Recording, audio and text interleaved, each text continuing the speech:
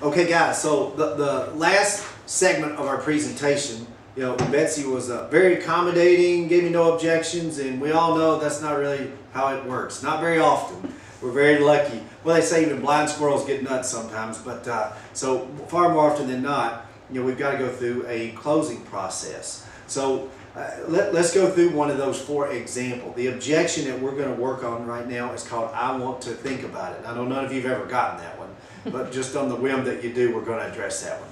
Okay, so Betsy, with that said, which of these three would you lean towards to start the qualification process? All your money back, half your money back, or no money back?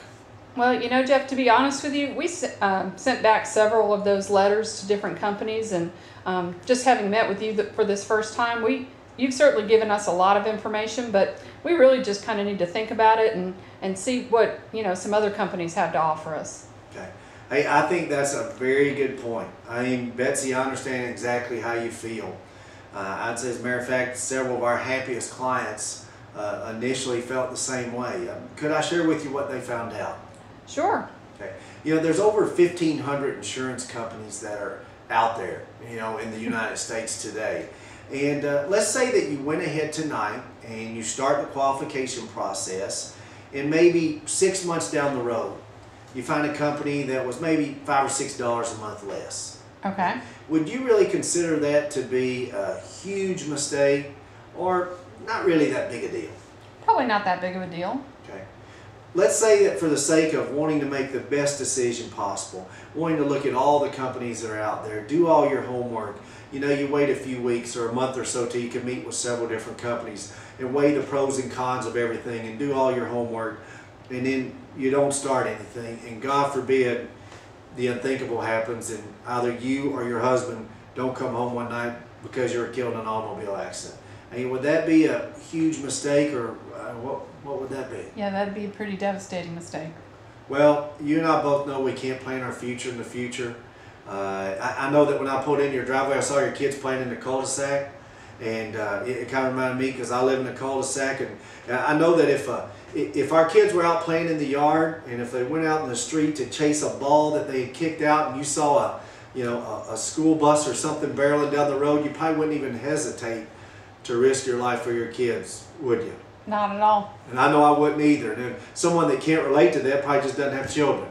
Yeah. So I know that if we wouldn't hesitate to risk our life for our children, we can't hesitate to insure our life for our children. And Betsy, you should think about it. I mean, because we have to think about you. Because, like I said, I can't sell you a policy tonight.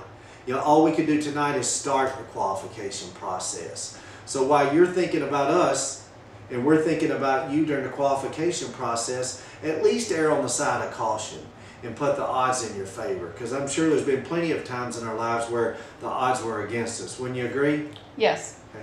Now, most people that I visit with, Bets, they only have, there's 4 factors that they really think about. I mean, and when you say you want to think about it, I know you're serious and you're not just saying that to get rid of me. So the number 1 factor is it a good product? Do I even need it? Number 2 is the company. Okay, number 3 is the representative, which is me. And number 4 is the money. Okay. Now, how do you feel about the product with the living benefits and the death benefit and all the features that we discussed? Well, you certainly explained it really well, and I think that the living benefits itself, are worth it. Okay. So you feel great about the product? Yes. Okay. And then how about the company? Our company's been in business for over 50 years. They're A+ rated. Their parent company's been in business for over 150 years. The parent company has over 40 million customers, almost 30,000 employees, and they're a multi-billion-dollar company that owns several different financial institutions. So how do you feel about the company from what you know? They sound pretty stable to me. We only work with A+ rated companies. Okay. As I said, I want to explain the rates to you one time rather than make apologies for years to come for an inferior product. How do you feel about me? You've done a great job, Jeff. I mean, you've been respectful of our time and your time, and we feel really comfortable with you. Well, if not, I'll send somebody else, okay? Won't hurt my feelings. I understand. And then finally, let me ask you a question. I mean, is it the money? Well, Yeah, Jeff, I mean, that's just not, that's a pretty big number, and that not something that you can just, we feel good just jumping into. Okay. Well, Bets, when you say it's a pretty big number and it's too much, I mean, how much too much would you say per month? I mean, looking at what you felt comfortable you could budget for, how much too much per month is it? Probably $50 or $75 too much. Okay. You know, I can't speak for you. I mean, but I can speak for my family, and there's probably more similarities than differences. I've always found that the things in our life that were really important, like if one of my kids needs braces, I'm gonna figure out a way to make it happen. You know, if we got to have health insurance somehow, some way, you figure out a way to get something. But have you found usually the things that were really important for your family, somehow, some way you usually found the money? Yes. I know I'd like to have a 40-foot C-ray out, you know, but I don't have one. You know, so what we want versus what we need, obviously there's a big disparity between the two of those. And often it seems that we can really find the money, as you said, if we really need it. I know that for me, if I just took the change in my pocket every day. I remember several years ago, Bets, excuse that Ricola cough drop, you know, I have a lot of those. But I remember several years ago, Bets, when my kids, we were going to go to Disney for the first time. And our finances are really tight at that point, and you know, we didn't have the money. And we taught our kids, if you're going to get any, buy any stuff when you're there, you got to save money for it. So every night when I would come in, they would just clean my pockets out and take the money out of my pockets or off the dresser, and then they each, you know, hoard that. And before we went, they took all that to Kroger's and traded it in, and each of them had like 110 bucks. Wow. So like if I just took the change out of my pocket, you know, from when you stop and get gas and you have a soda and a pack of crackers or a candy bar or something, and if you just save that, you know, it's amazing what that could add up to. I mean, for example, I've got 25, 50, 75, $1, $1.25, $1.50, $1.75, $2 right there.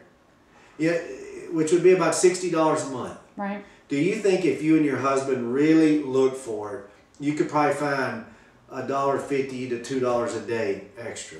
Probably, if we empty both of our pockets. Yeah. Okay. All right.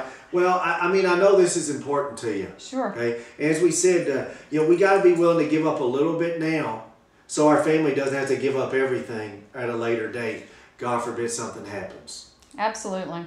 So, Bets, with that said, which of the three would you lean towards to start the qualification process? Keep in mind we can make adjustments and changes later. We're just starting the qualification process. Sure. You know, let's go with that middle one, Jeff. Okay, the half return of premium? Yes. Okay, great. If you'll go grab your driver's license, and then you need to I need to verify some medical information, so if you'll get any meds you're on and your doctor's information, and then your spouse will be your beneficiary, right? That's right. Okay, great. Okay, all right, stop.